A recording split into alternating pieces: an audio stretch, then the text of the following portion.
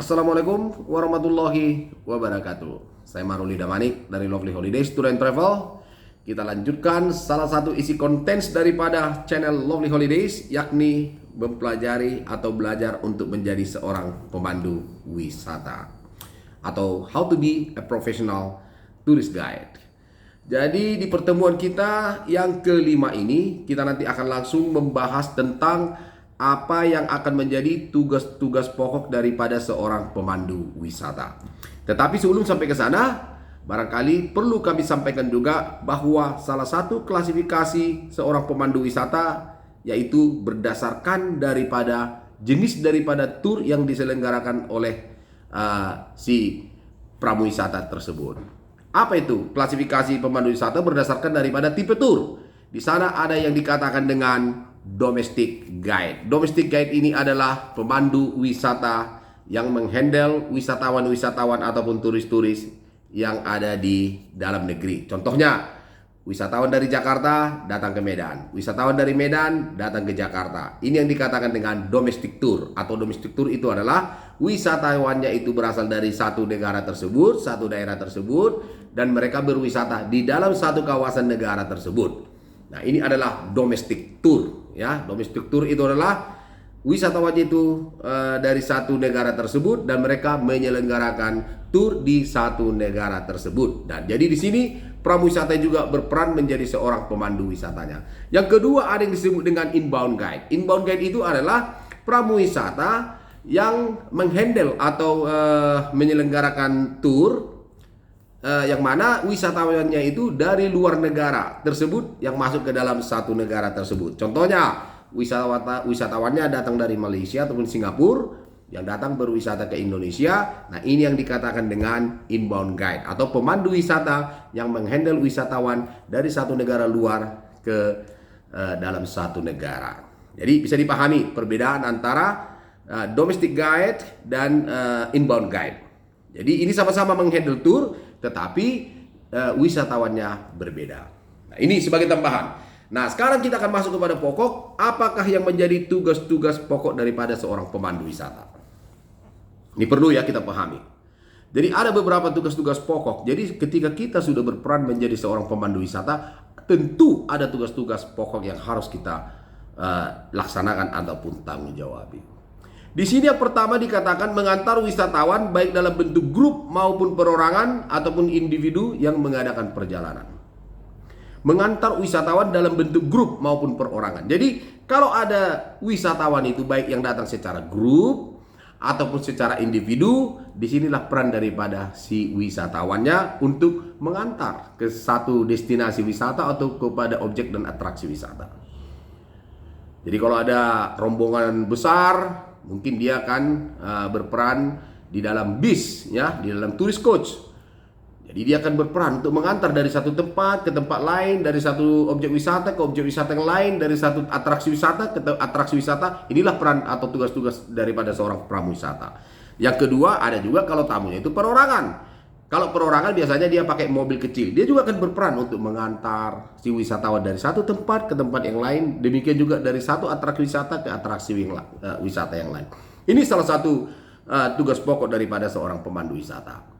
Kemudian juga dikatakan di sini salah satunya yang lainnya adanya lagi memberikan penjelasan tentang rencana perjalanan dan objek wisata yang akan dikunjungi serta memberikan penjelasan mengenai dokumen-dokumen. Nah, jadi pemandu wisata itu juga harus mampu untuk memberikan penjelasan, informasi. Jadi kalau kita sudah sampai di satu tempat wisata, pemandu wisata itu juga harus mampu memberikan penjelasan. Jadi seorang pemandu wisata itu tentu juga harus yang memiliki ilmu pengetahuan yang cukup. Kenapa? Karena dia harus memberikan informasi tentang objek dan atraksi wisata yang mereka kunjungi. Ketika dia datang ke Medan, dia harus bisa bercerita tentang Medan. Paling tidak, what to do, what to see, and what to buy. Apa tentang kota Medan? Apa tentang Bali? Apa tentang Jakarta? Jadi seorang pemandu wisata itu harus orang atau pribadi yang mampu memberikan informasi pun atau penjelasan. Juga tentang dokumen-dokumen yang dibutuhkan oleh si wisatawan. Dokumen ini begini, semua harus bisa disampaikan oleh seorang pemandu wisata. Itu kerennya untuk menjadi seorang pemandu wisata. Dan di sini yang ketiga dilanjutkan lagi bahwa salah satu daripada tugas pokok seorang pemandu wisata adalah memberi petunjuk tentang objek dan wisata yang dikunjungi. Nah, jadi memberikan petunjuk. Petunjuknya itu seperti apa? Kalau contohnya kita di satu tempat yang sifatnya religi, tempat wisata ini religi, berarti kita harus berikan petunjuk. Di sini kita harus berpakaian seperti ini. Kita harus berpakaian sopan. Kita tidak boleh mengucapkan kata-kata yang bisa menyinggung atau istilahnya menjadikan tempat ini tidak jadi sakral. Nah ini petunjuk ini. Jadi pemandu wisata harus mampu memberikan petunjuk-petunjuk yang terbaik kepada wisatawan agar mereka tidak salah. Contoh kalau kita mau trekking, kita harus memberikan petunjuknya. Kalau untuk trekking, pakaian yang dikenakan seperti ini, perlengkapan yang dibawa seperti ini.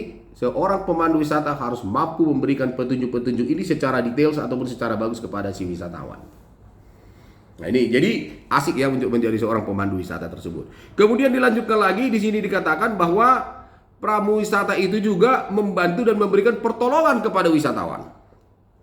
Nah, memberikan bahkan dikatakan pertolongan. Kenapa? Pertolongan seperti apa? Ya bisa jadi si wisatawan itu memerlukan bantuan-bantuan. Contoh ya, ada si wisatawan itu yang sakit.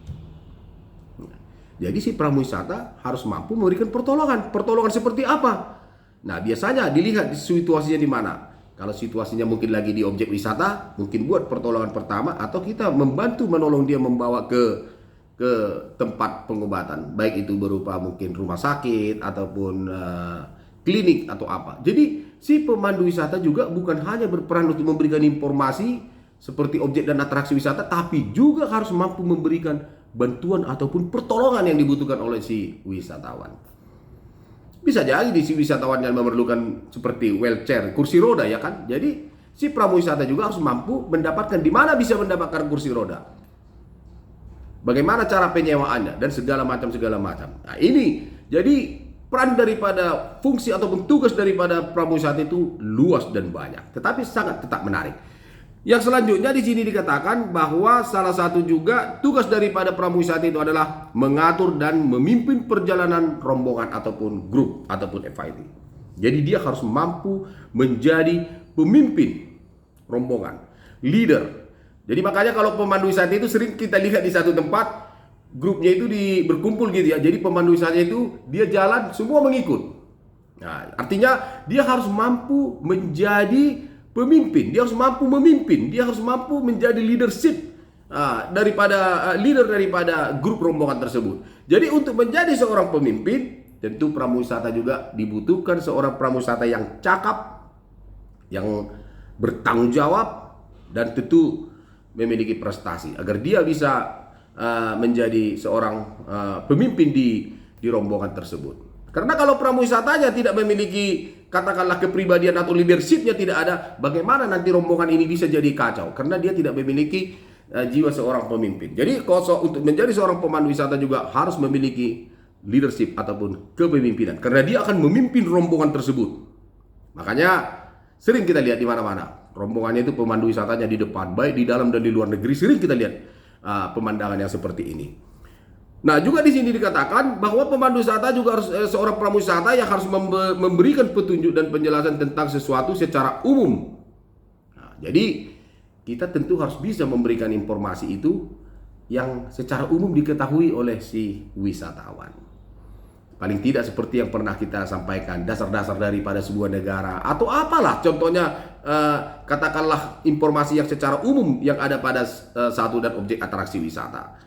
Contoh kalau kita di Sumatera Utara, kalau kita berangkat ke Brastagi, kita harus sampaikan perjalanan dari sini ke Brastagi berapa kilometer. Kemudian kita akan berada di atas berapa meter di atas permukaan laut.